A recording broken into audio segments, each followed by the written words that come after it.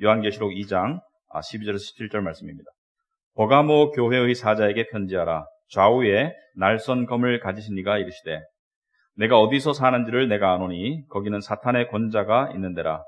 내가 내 이름을 굳게 잡아서 내 충성된 증인 안디바가 너희 가운데 곧 사탄이 사는 곳에서 죽임을 당할 때에도 나를 믿는 믿음을 저버리지 아니하였도다.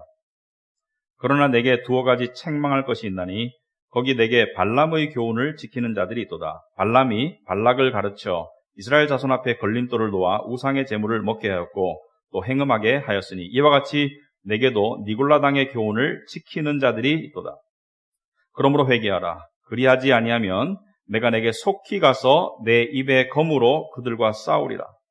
귀 있는 자는 성령이 교회들에게 하시는 말씀을 들을지어다. 이기는 그에게는 내가 감추었던 만나를 주고 또 흰 돌을 줄 터인데 그 돌 위에 새 이름을 기록한 것이 있나니 받는 자 밖에는 그 이름을 알 사람이 없느니라. 아멘. 앉으시기 바랍니다. 우리 기도하겠습니다. 하나님 아버지, 오늘 저희들에게 안식일을 허락하시고 또 무슨 이유에서든지 간에 이 자리에 오게 하시는 것은 하나님이십니다. 하나님께서 오게 하셨으니 하나님께서 보살피시고 책임지시라고 믿습니다. 하나님을 예배하고 또 하나님의 귀한 말씀을 듣고자 모인 이 영혼들에게 하나님께서 꼭 필요한 말씀을 주시기를 간절히 소망합니다. 예수님 이름으로 기도합니다. 아멘. 예, 우리는 말세라는 이야기를 많이 합니다. 말세다. 세상 마지막이 다가오고 있다. 세상 마지막에는 여러 가지 이러한 징조들이 있을 것이다. 그래서 우리는 사실 평온한 것 같지만 살얼음판을 살고 있는 그런 시대를 살고 있습니다. 그래서 언제 어떤 일이 생길지 모르는 말세를 살아가고 있다. 그래서 말세를 살아가는 사람들에게 하나님께서 성경의 마지막 계시록을 통해서 이 말씀을 읽는 자와 듣는 자들과 그 가운데 기록한 것을 지키는 자들이 복이 있나니 때가 가까웠다 그랬습니다. 가까운 때를 살아가는 그 힘듦 속에서 우리는 계시록 말씀을 통해서 무장하지 않으면 더 힘든 삶을 살 수밖에 없는데 계시록 말씀을 통해서 무장하게 되면은 그 때를 견디고 이기고 승리하리라. 이게 계시록의 내용입니다. 그래서 우리가 이 지지난주부터 7교회를 살펴보고 있습니다. 에베소, 서모나, 오늘 버가모, 앞으로 4교회를 더 살펴볼 텐데 이 7교회 중에 4교회는 주님의 칭찬과 책망이 있습니다. 그죠? 오늘 버가모 교회를 포함해서 주님께서 이 교회는 칭찬하시는 교회가 있어요. 또 책망하시는 교회가 있습니다. 그런데 2교회는 칭찬만 있고 책망이 없습니다. 서머나 교회, 빌라델비아 교회. 완벽한 교회는 아닙니다. 서머나 교회는 네가 궁핍하다고 하나 네가 가난하지만 사실은 네가 부자다. 네가 세상적으로 봤을 때는 보잘것없지만 내가 봤을 때는 네가 정말 부요한 자이다. 죽도록 충성해라. 내가 너를 살릴 것이다. 생명의 멸관을 줄 것이다. 빌라델비아 교회도요. 네 힘이 미약하다고 하나 이렇게 말씀하고 있습니다. 칭찬은 하나도 없고 책망만 받은 교회가 라오디게아 마지막 교회입니다. 네가 부요하다고 하나 너는 실상은 가난하고 비참한 것을 알지 못하느냐 깨어라. 그래서 주님은 교회를 향한 분명한 관심과 메시지가 있습니다. 그리고 그 교회를 향한 주님의 관심과 메시지와 주님의 평가는 사람들의 관심과 평가와는 완전히 다를 수가 있습니다. 그리고 교회를 향한 주님의 평가와 주님의 책망은 우리를 미워하셔서가 아니라 우리가 승리하고 이기기를 원하시기 때문에 그럽니다. 우리를 사랑하시기 때문에 책망하시는 거예요. 내가 사랑하는 자를 책망하는 거예요. 그래서 교회적으로나 개인적으로 우리가 책망을 들을 때 이것을 주님께서 우리를 미워하신다, 우리를 원하지 않는다 이런 게 아닙니다. 주님이 우리를 사랑하시기 때문에 책망하시는 거예요. 그래서 오늘은 버가모 교회를 살펴볼 텐데 여러분 다시 한 말씀을 드리면은 지금 요한은 반모섬이라는 섬에 유배를 갔습니다. 나이가 90이 넘었어요. 반모섬은 여러분 그 이탈리아와 로마가 있는 그 반도 그 동쪽에 있는 에게해 그러니까 동남쪽에 있는 섬이 반모섬이고요. 이 반모섬으로 동쪽으로 좀 더 가면은 소아시아 대륙 지금의 터키가 나타납니다. 이 7교회는 이 반모섬에서 바라봤을 때 동쪽 소아시아 대륙의 서쪽 해안 그 해안의 항구 도시가 에베소, 서머나, 버가모, 두아디라, 사데, 빌라델비아, 라오디게아 7교회가 시계 방향으로 되고 있는데 에베소, 서머나는 항구 도시이고 지금 버가모부터는 내륙으로 들어갑니다. 자, 버가모라는 도시는 에베소, 서머나와 마찬가지로 로마의 중요한 도시입니다. 아주 중요한 도시인데 에베소 서머나는 이 역사를 흘러내려오면서 도시가 사라졌습니다. 지금 사람이 살지 않는 그런 지역이지만 버가모는 지금도 사람이 많이 살고 있는 도시를 유지하고 있습니다. 그리고 유적들이 발굴되고요. 이 버가모는 여러 가지가 유명한데 한 가지 특이한 것은 도서관이 아주 잘 돼 있었어요. 그래서 도서관의 장서가 20만 권 이상이었다고 기록에 남아 있습니다. 고대 사회에서 초대 1세기에 20만 권 이상의 장서를 가진 도서관, 상당히 문명이 발달한 그런 도시였다. 그런데 버가모라는 도시는 특징이 있는데 우상 숭배가 강했어요. 우상 숭배가 상당히 강했습니다. 그래서 우상을 많이 숭배했는데 이 우상 중에 어떤 우상이 있었느냐? 이 치유의 우상이 있었습니다. 그러니까 병을 고쳐준다는 이 우상이 있었어요. 이 우상의 상징이 뱀이었습니다. 그래서 뱀은 기독교인에게 무엇을 상징하죠? 사탄을 상징합니다. 그래서 사탄의 권자가 있는 도시였습니다. 사탄의 권자가 있다는 것은 사탄이 지배하던 사탄의 소굴이었다. 그러니까 사탄의 세력이 꽉 들어찬 그런 도시였다. 자, 그래서 버가모 교회를 살펴볼 텐데, 자, 결론적으로 먼저 말씀을 드리자면은 버가모 교회는 어떤 교회냐? 겉으로는 신앙생활을 열심히 하면서 핍박을 견디던 교회였습니다. 주님께 충성하려는 모습을 보인 교회였는데 속은 속빈 강정이었습니다. 속은 진리를 붙잡지 않고 세상을 붙잡은 교회였습니다. 어떻게 그럴 수 있는가? 오늘날 우리 교회들의 모습을 보면, 우리의 자화상을 보면 이해가 될 것입니다. 겉으로는 예배드리고 겉으로는 하나님께 충성하는 신앙의 모습을 보이지만 우리의 내적인 상태는 세상과 타협하는, 오히려 세상 사람처럼 쫓아다니는, 우상 숭배하는 그런 모습을 가지고 살아가고 있다. 이게 계속될 수 있을까? 계속될 수 없습니다. 왜냐하면 고난의 강도가 세어지면 내적인 밑바닥이 드러나게 되어 있습니다. 그래서 결국은 파멸할 것입니다. 버가모 교회를 향한 주님의 메시지는 그 파멸을 막기 위한 메시지예요. 만약에 여러분과 제가 이 버가모 교회와 비슷한 영적 상태의 부분이 있다면 우리는 이것을 귀담아 들어야 됩니다. 왜냐하면 우리가 내적으로 무엇을 의지하는가가 외적인 고난을 통해서 언젠가는 드러나게 되어 있고, 우리가 내적으로 하나님을 의지하지 않으면 우리는 파멸할 수밖에 없습니다. 여러분, 우리나라에 자살하는 사람이 많은 거 아시죠? 하루에 40명 이상이 자살하는데요. 신문에 매일 그 사람들의 이야기가 다 나올 수는 없습니다. 신문에 자살 이야기로만 꽉 차야 되니까. 근데 가끔 유명인이나 또는 이름이 알려진 그런 사람들의 자살 이야기가 나올 때가 있습니다. 이번 주에도 신문 보신 분 아시겠지만은 젊은 사업가 한 분이 참 안타깝게도 자살했죠. 25일 날. 커피왕이라고. 커피에 관계된, 음료에 관계된 프랜차이즈계에서는 독보적인 존재고 책도 썼죠. 이렇게 해야 성공한다. 근데 이분이 자살했습니다. 근데 자살 기사가 나면은 항상 그 밑에 댓글이 달리죠. 고인의 명복을 빕니다. 그 중에 이런 글이 있었는데 제 눈에 들어왔어요. 그냥 그대로 살아도 될 텐데 그냥 없다고 생각하고 다시 생각하면 되지 왜 자살하셨습니까? 젊고 능력 있을 거고 그냥 없다고 생각하고 살면 되지 왜 자살하셨습니까? 왜 그럴까요? 우리가 무언가를 의지하는 그것, 우리가 내세우는 그 자랑, 우리가 기독교 용어로 말하면 숭배하는 그 우상, 그것이 돈이든 성공이든 성취든 능력이든 외모든 무엇이든지 간에 그것이 나의 중요한 일부가 되면 그것에게 칼날이 들어올 때 나는 죽음을 경험하게 됩니다. 견딜 수가 없는 거예요. 믿는 사람들도 마찬가지예요. 하나님께서 상황과 고난을 통해서 너는 뭘 의지하고 살아오고 있니? 네 속은 무엇을 의지하고 살아오고 있니? 이걸 묻는 거예요.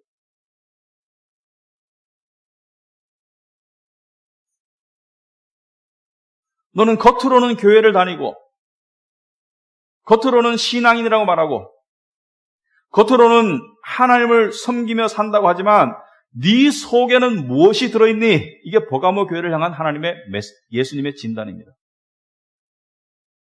그렇다면 버가모 교회를 향한 주님의 음성을 한번 들어보겠습니다. 자, 버가모 교회의 사자에게 편지하라. 좌우에 날선 검을 가지신 이가 이르시되, 이렇게 말하고 있어요. 여러분, 제가 예수님이 당신을 소개하는 그 소개의 내용과 그 교회의 상태와 밀접한 관계가 있다고 말씀을 드렸습니다. 서머나 교회를 향해서는 예수님께서 내가 처음이요 마지막이다. 그리고 내가 죽었다가 살았다라고 말씀하셨습니다. 왜? 서머나 교회는 죽도록 고난을 받는 가운데 칭찬받는 교회였거든요. 그러니까 처음이 있고 끝이 있다. 네 고난에 끝이 있을 것이고 네가 비록 죽더라도 내가 너를 다시 살릴 것이다. 주님의 메시지가 들어있는 것이죠. 주님의 의향이 들어있는 것이죠. 자, 버가모 교회를 향해서 왜 주님은 나는 좌우에 날선 검을 가지고 있다.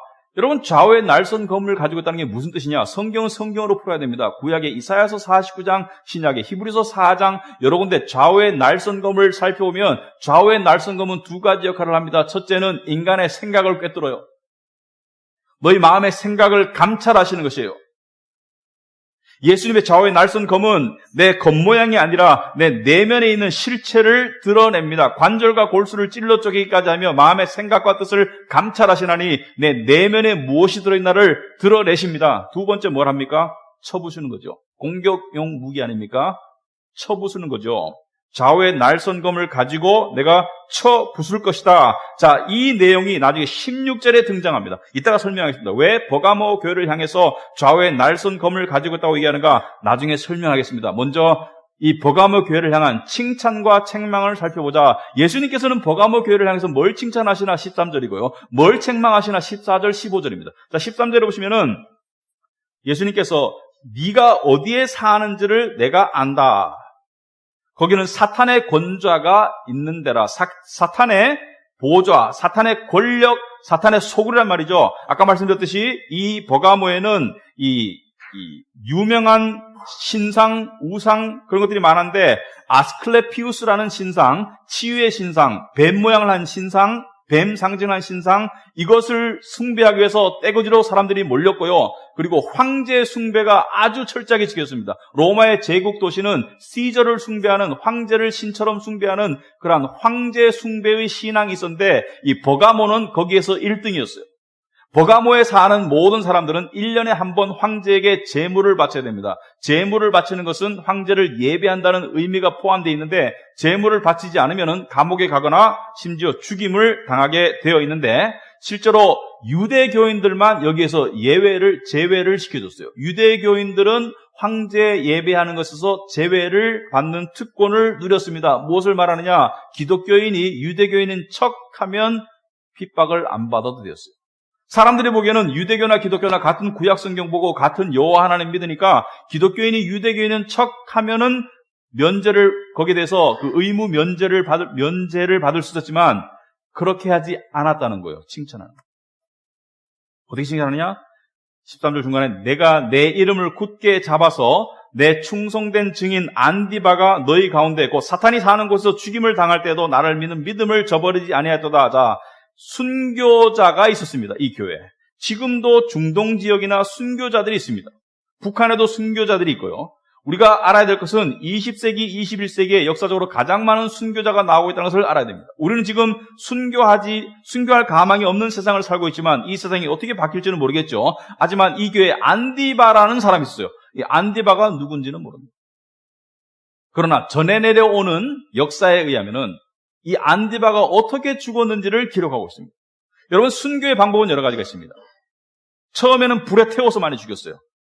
폴리캅처럼 장작을 갖다 놓고 그 위에 올려놓고 불에 태워서 화형을 시키거나 또는 원형 경기장에 풀어놓고 조금 많이 죽일 때 기독교인들을 풀어놓고 맹수를 풉니다. 그럼 사람들이 구경하는 가운데 맹수가 사람들을 잡아먹고 찢겠죠. 그런 순교의 방법이 있고요.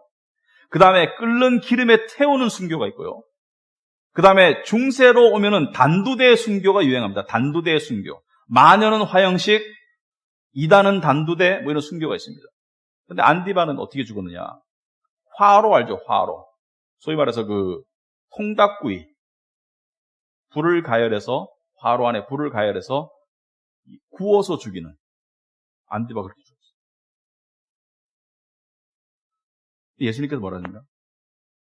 안디바는 나의 충성된 증인이다. 충성된 증인인데 나의 증인인 거예요. 예수님이 얘는 내 사람이야. 얘는 내가 순교하도록 허락했어. 얘는 생명의 순교자의 면류관을 받도록 작정된 내 증인이야. 주님께서 당신의 강한 소유를 말씀하신 거예요. 얘는 세상에서 봤을 때는 개죽음을 당하지만 마치 세례요한처럼 목이 잘려서 소반 위에 올려지는 그러한 개죽음을 당하지만 얘는 내 증인이다. 내 사람이다. 무슨 말입니까? 주님이 허락하신 거예요. 그 순교를 주님이 허락하신 거예요. 주님의 허락하에 안디바는 순교했고 이 안디바 교인의 교회의 교인들, 버가모 교회 교인들은 그가 죽임을 당할 때에도 예수를 믿는 믿음을 저버리지 아니하였어요. 대단하죠? 대단하지 않습니까? 죽음의 그러한 절박한 상황 속에서도 나는 믿음을 저버리지 않았어. 이 정도면은 훌륭한 믿음이라고 생각되는데 주님께서 왜 책망하시나? 왜 그러냔 말이죠. 고린도전서 13장에 보시면은 내가 내 몸을 불사르게 내어 줄지라도, 주부에는 없습니다. 불사르게 내어 줄지라도 사랑이 없을 수 있습니다. 순교에 나아갈지라도 그 안에 진리를 향한 확신과 진리를 의지하는 참 내적인 믿음이 없을 수도 있어요. 그걸 지금 예수님께서 꾸짖는 거예요. 그래서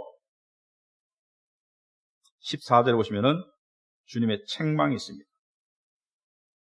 이 안디바가 순교를 당할 때 많은 순교자들이 나왔고 도미티아누스 황제, 로마의 AD 81년부터 96년 사이에 특별히 박해가 심했고 순교자들이 많이 나왔는데 지금 그 시대가 사도 요한이 계시록을 쓴 시대와 일치하기 때문에 아마도 도미티아누스 시대 때 순교를 당했을 것이다.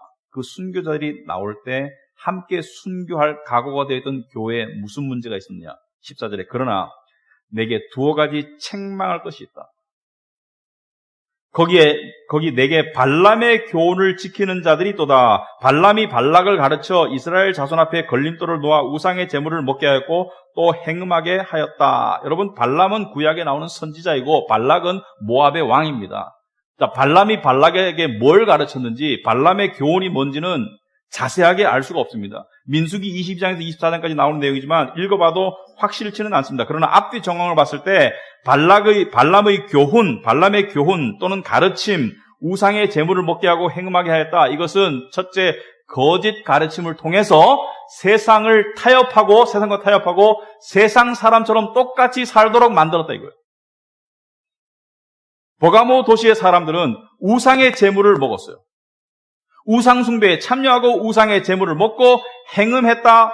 이것은 육체적인 간음만을 말하는 것이 아니라 영적인 간음을 포함한 것이죠. 그래서 세상과 똑같이 살도록 이들을 유도했다. 무슨 말입니까? 겉으로는 순교의 각오까지 가는 그런 믿음의 형태를 보였지만 실제 삶 속에서는 세상과 타협하고 세상이 추구하는 것을 똑같이 추구한 것이죠.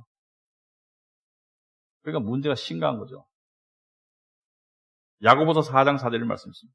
가늠한 여인들아, 세상과 벗된 것이 하나님과 원수됨을 알지 못하느냐? 세상과 친구가 되면 하나님과 원수되는 것을 알지 못하느냐? 그런즉 누구든지 세상과 친구가 되고자 하는 자는 스스로 하나님과 원수가 되는 것이다. 이렇게 얘기하고 있습니다. 여러분, 교회가 말세를 향해 갈수록 교회 안에 이러한 현상이 너무나 심각하게 나타나고 있는데, 한마디로 말하면 교회가 세속화된다고 그래요. 경건의 모양은 있으나 경건의 능력이 없다고 합니다. 주일날 예배는 드리지만 교인들의 삶 가운데 세상 사람들이 추구하는 것을 교인들이 똑같은 강도로, 똑같은 열심으로, 똑같은 초조함으로 추구하는 것이 비슷하다는 거예요.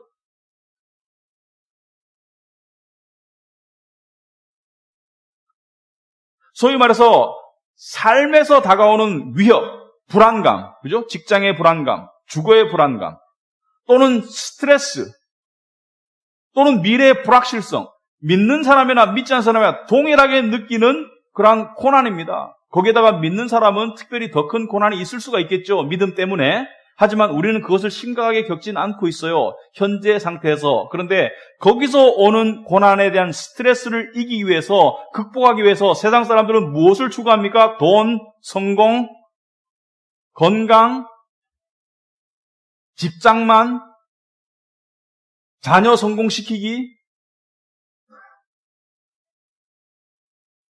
이런 것을 하지 말라는 게 아니죠. 이것이 유일한 답이 되는 것이 세상의 삶이고, 이것이 궁극적인 해결책이 되는 게 세상의 삶이라면 교회 다니는 사람들도 똑같다는 거예요.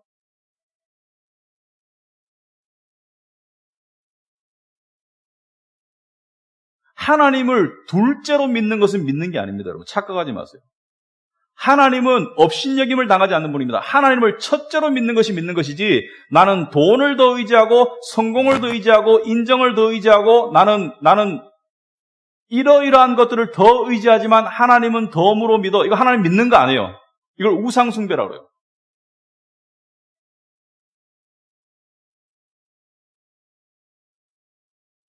버가모 시민들은, 버가모의 교인들은 버가모 시민들과 마찬가지로 우상의 재물을 먹고 세상의 쾌락을 추구하고 세상의 좋은 것들을 추구하는 똑같은 삶의 모습을 보였다. 세상의 고난과 스트레스를 이겨가기 위해서.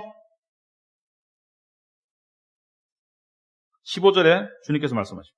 이와 같이 내게도 니골라당의 교훈을 지키는 자들이 있도다. 니골라당이 누군지 성경에 안 나와 있습니다. 니골라당의 교훈이 뭔지 성경에 자세히 안 나와 있지만은 여러 가지를 종합해서 추측해 보건대 니골라당의 가르침도 발람의 가르침과 비슷합니다.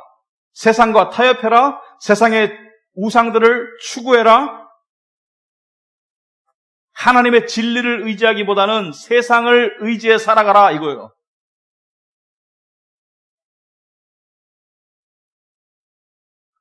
여러분, 제가 일반적으로 말씀드린 거 아닙니다. 예외가 있을 수 있습니다. 이 안에. 여러분 중에 예외가 있으면 참 감사한 거죠. 그러나 일반적으로 제가 봤을 때 이렇습니다. 교회 다니는 사람이 교회 안 다니는 사람보다 현저하게 삶의 만족도가 높을까 의심스럽습니다.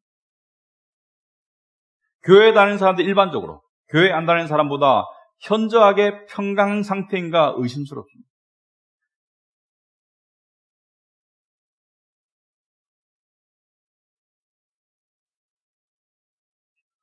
아니, 교회 다니면은 예수님께서 네 안에서 생수의 강이 넘친다고 요한복음 7장에 말씀하셨고, 평안을 너에게 주느니 세상이 주는 것 같지가 않다고 말씀하셨고, 내가 너에게 평안을 준다고 말씀하셨는데, 교회 다니는 사람과 교회 안 다니는 사람이 이렇게 같은 무리를 놓고 표정을 살피면 이 그룹이 교회 다니는 그룹이고 이 그룹이 교회 안 다니는 그룹인지 그 분간이 잘 안 될 것 같습니다. 제가 봤을 때.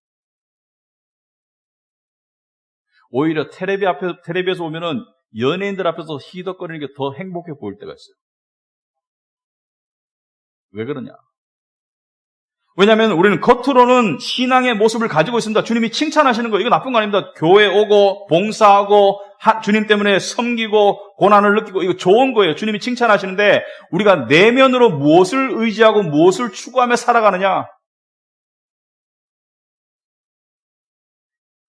발람의 교훈을 쫓아서, 니골라당의 교훈을 쫓아서 세상의 우상들을 섬기고 살아가느냐?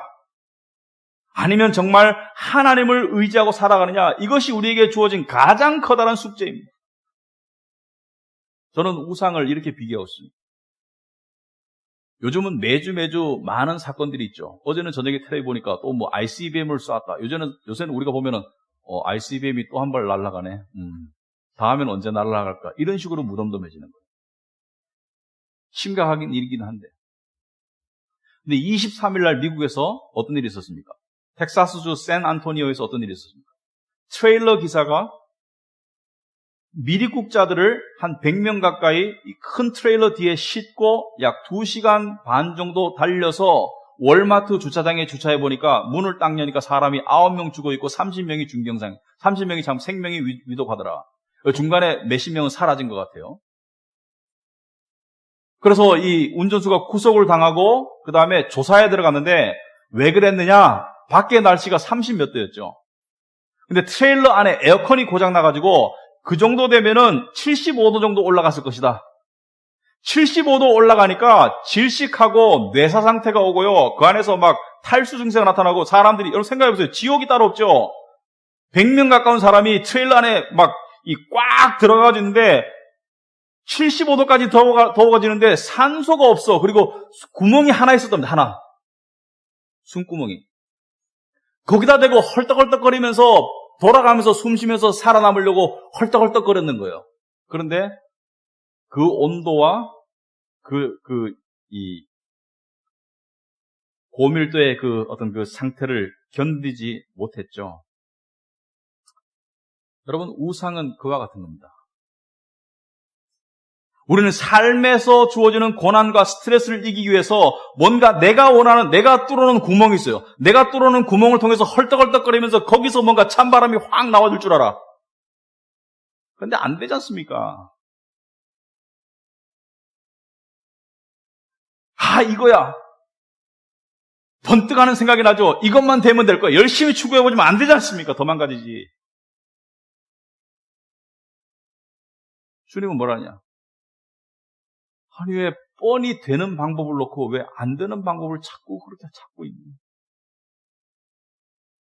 하늘에서 구멍이 열려가지고 거기서 영의 에어컨이 불 수 있는데 왜 너는 네가 뚫은 그 되지도 않은 작은 구멍 앞에서 헐떡거리고 있냐? 이게 주님의 음성 아닙니까? 그 영의 에어컨과 연결되는 게 믿음이고요. 다니엘서에 보면은 다니엘의 세 친구 사드락, 메삭, 아벳느고가 풀무불에 던져지죠. 왕에게 절하지 않는다고. 왕에게 절하는 것은 뭐예요? 세상을 섬기지 않는다고 풀무불에 던져주는데 풀무불이 너무 뜨거워서 그 풀무불에 끌고 가던 군사들이 그냥 죽어버려요. 그 풀무불에 그냥 타가지고. 그런데 다니엘 세 친구 사드락, 메삭, 아벳느고를 풀무불에 던졌는데 탑니까? 아니면은 안 타고 그냥 그 안에서 놀고 있습니까? 놀고 있고 3명을 던졌는데 4명이 보이죠. 그 나머지 1명이 누굽니까? 성육신 하기 전에 예수 그리스도예요. 뜨거운데, 상황은 뜨거운데 상황의 온도는 안 내려갔는데 이들의 온도는 상황에 관계없이 그대로 살아있는 거예요. 여러분, 저와 여러분이 상당히 생각해 봐야 됩니다. 우상은 절대로 우리를 구해주지 못합니다.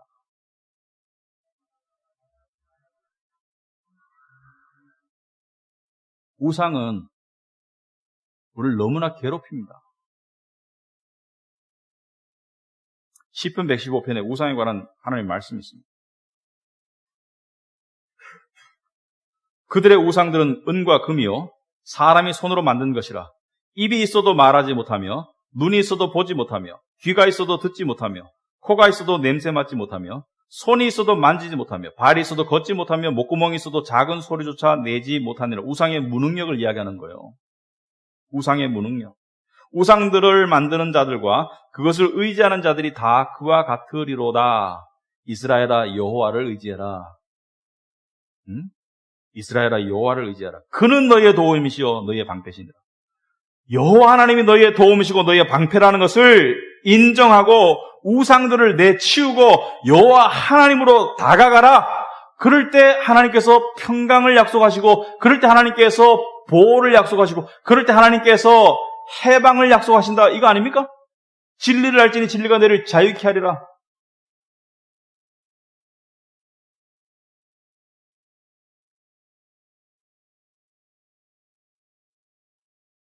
우리는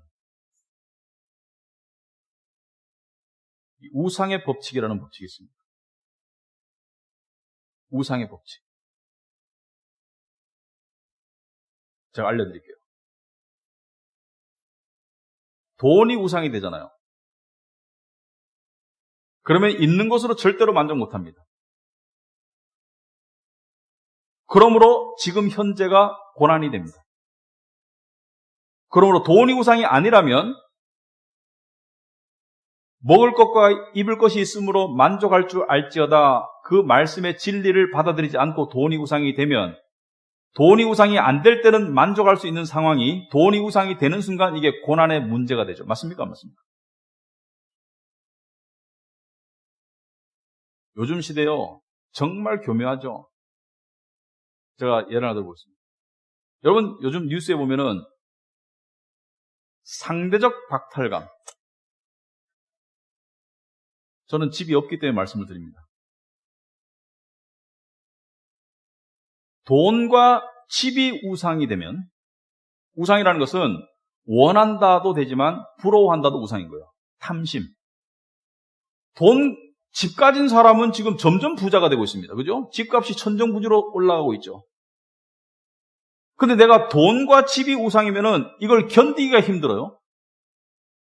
말씀은 네가 먹을 것과 입을 것이 있으면은 족한 줄 알지어다. 그날 염려는 그날 할지어다. 나의 집은 영원한 하늘나라이다. 예수님께서 뭐라고 말씀하십니까? 너희는 마음에 근심하지 말라. 하나님을 믿으니 또 나를 믿으라. 내가 가서 처소를 예비하면 너희를 데리러 오리라. 무슨 말입니까? 너희의 영원한 처소는 하늘이고 내가 너희를 데리러 올 것이다. 너희는 마음에 근심하지 말아라. 그때 근심하지 말아라가 영어로 Do not let your heart be troubled. let은 사역동사. 그러므로 네 마음을 근심토록 하는 것은 바로 너다.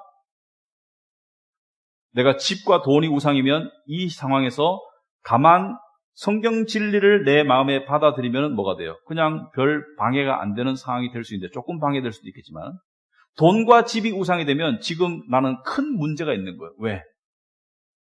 상대적 박탈감 속에서 불안하고 화나고 짜증나죠. 세상이 살기 싫죠.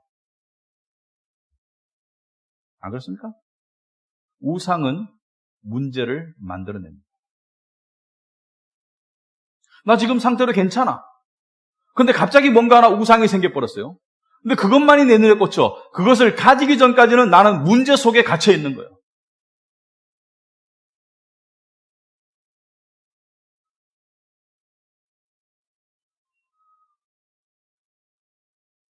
우상은 우리에게 쉽게 목표를 제시합니다.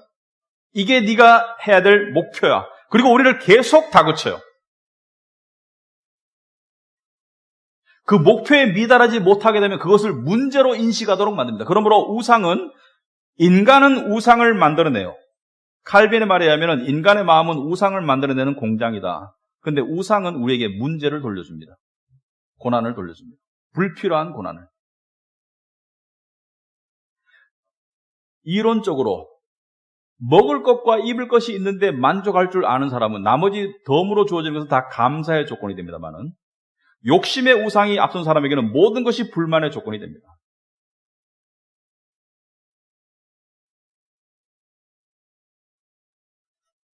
그래서 오늘 본문에서 16절이 핵입니다. 그러므로 회개하라. 그러하지 아니하면 내가 내게 속히 가서 내 입의 검으로 그들과 싸우리라. 자, 여기 지금 보면은 회개하지 않으면 내가 내 입의 검으로 그들과 싸우리라. 여기서 그들은 누구입니까? 니골라당, 발람 같은 거짓 선지자들을 말하는 거예요. 세상을 말하는 겁니다. 세상의 음란, 또 어떤 그 간음 이런 걸 말하는 거죠. 그런데 얼핏 생각하면은 우리의 적을 주님이 싸워주시는 거 좋은 거 아닙니까? 좋은 건데 회개해라. 안 그러면 싸울 것이다. 이게 경고의 말씀이거든요. 벌의 말씀이거든요. 왜 그렇습니까? 왜 그러냔 말이죠. 우상은 주님께서 그것을 없애시려고 합니다. 그런데 우상과 너무 가까워진 사람은 그 우상이 찔릴 때, 우상이 떨어져 나갈 때 마치 자기가 죽는 것 같은 고통을 함께 느끼게 됩니다. 맞습니까? 맞습니까?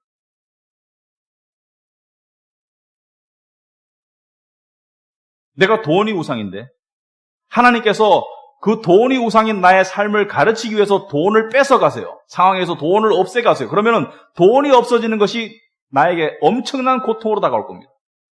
내게 자식이 우상이에요. 자식의 성공이 우상입니다.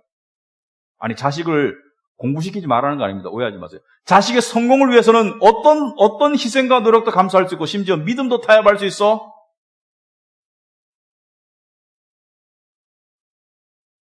조심하세요. 자식이 더 잘못될 수 있습니다.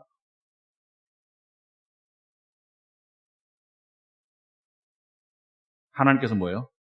내가 네 우상을 치기 전에 네 스스로 회개하고 순종하라는 것을 이야기합니다. 왜? 그 우상을 칠 때 하나님은 사랑의 마음으로 치시는 겁니다. 왜? 우리가 우상에 붙잡힌 삶에서 벗어나도록 하기 위해서. 그러나 그 과정은 너무나 아파요. 마치 작은 병이 있습니다. 내 안에 작은 종양이 자라고 있어요. 하나님께서 하신 말씀이 빨리 항생제 먹어라. 그러지 않으면 내가 칼로 도려내리라 이거예요. 빨리 항생제 먹어라. 그러지 않으면 칼로 도려내리라. 항생제 먹는 것이 쉽지 칼로 도려내면 그것만 도려내집니까? 내 주위의 살들이 아픔을 느끼지. 왜? 내 일부가 되었기 때문에 우상은 마치 그와 같은 거예요.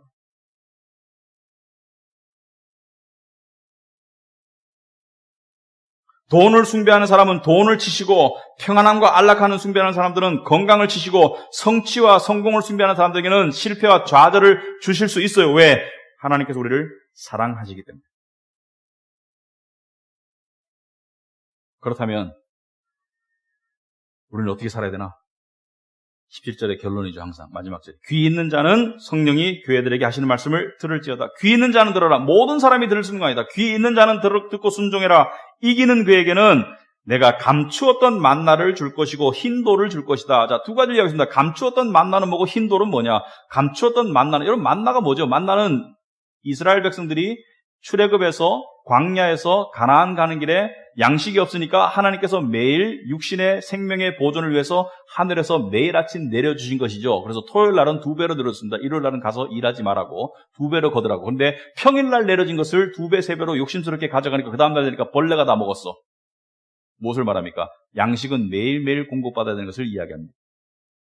그 감추어진 양식은 우리에게 무엇을 의미합니까? 예수님께서 말씀하십니다. 요한복음 6장 33절에 하나님의 떡은 하늘에서 내려 세상에 생명을 주는 것이니라. 그들이 이르되 주여 이 떡을 항상 우리에게 주소서. 예수께서 이르시되 나는 생명의 떡이니. 아멘. 나는 생명의 떡이다. 감추었던 만나, 세상 사람들이 볼 수 없는, 세상 사람들이 깨달을 수 없는, 세상 사람들이 볼 수 없는, 들을 수 없는 감추었던 생명의 양식, 특별히 말씀과 성령의 역사를 우리에게 주실 것이다. 찾는 자들에게.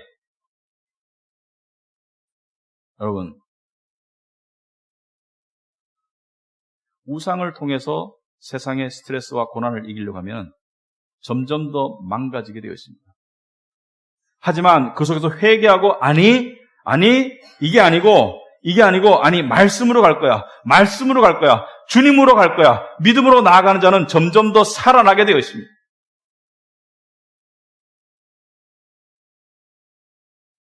여러분의 삶 가운데 이러한 증상이 나타나면은 하나님이 보내는 신호입니다. 무기력감, 초조함, 갑자기 와락 성나는 거, 스트레스 때문에 잠이 안 오는 거, 다 하나님의 신호입니다. 그 안에서 우리 뭐래요? 하나님, 이것만은 못 놓겠어요. 이것만은 못 놓겠어요.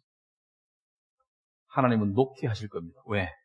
그래서 여러분이 그것을 가지고 누릴 수 있도록. 구약에 보면요, 야곱이 요셉을 편애했지 않습니까? 요셉을 잃고 난 다음에 야곱이 누구에게 집착합니까?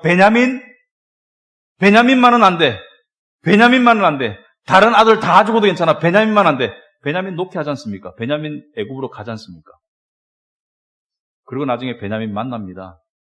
그럴 때 이전의 야곱과 나중에 야곱은 달라요. 베냐민에게 집착하지 않습니다. 욥도 마찬가지죠. 전 재산 다 날리고, 전 자식 다 날리고, 자기 건강 날리고, 나중에 그 이상으로 하나님께 받지만 그때는 그걸 집착하는 사람이 아니에요. 하나님께 의지하는 사람으로 바뀌는 것이지. 그 과정을 나아가지 않으면 파멸합니다. 천국 못 간다고 안 했습니다. 정신적, 정서적, 육체적으로 파멸합니다.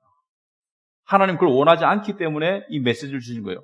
감추어진 만나를 먹어라. 그리고 두 번째, 흰돌은 뭡니까? 흰돌은 두 가지를 상징한다고 봅니다. 첫째는 고대 사회에서 경기나 어떤 스포츠 경기나 전쟁에서 승리한 자들을 위한 연회를 베풀 때 그 승리자들에게 흰돌을 줍니다. 특별한 흰돌을 줘서 이게 입장권이에요.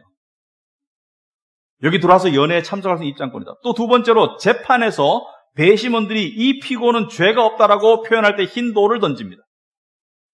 그러므로 흰돌은 죄의 사함과 승리자의 연회로의 초대를 말합니다. 바로 무엇을 말합니까? 구원받은 자들의 특권을 말하는 거예요. 여러분이 흰돌을 준데 그 위에 새 이름이 쓰여져 있다. 새 이름은 이름은 정체성, 나의 운명을 말합니다. 그죠? 정체성과 운명. 그러니까 새로운 운명과 새로운 정체성. 여러분, 예수 아무리 믿으면 뭐합니까? 예수 믿어도 내가 누군지를 모르고, 예수 믿어도 나에게 주어진 특권을 모르고, 그냥 세상에서 휩쓸려 살아가는 사람에게는 예수 믿는 게 실제적으로 아무런 도움이 안 됩니다. 그러나 예수 믿고 죄사함 받는 게 뭔지,